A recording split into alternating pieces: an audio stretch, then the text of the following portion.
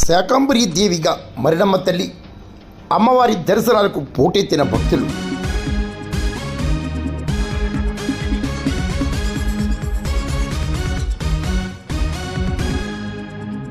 మరిడమ్మ తల్లి శాకంబరి ఉత్సవాలకు వేలాదిగా భక్తులు తరలి రావడంతో కాకినాడ జిల్లా పెద్దాపురం జన సందరంగా మారింది.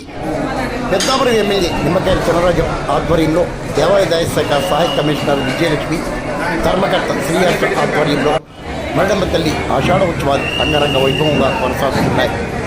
ఆషాఢ ఉత్సవాల్లో భాగంగా సుమారు 3 టన్నుల 8 రకాల కూరగాయలతో అమ్మవారిని మంగళవారం శాకంబరి దేవిగా అలంకరించారు.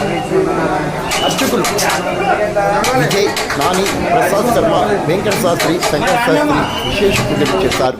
మరి శాకంబరిగా మరిడమ్మను నిర్వహించారు.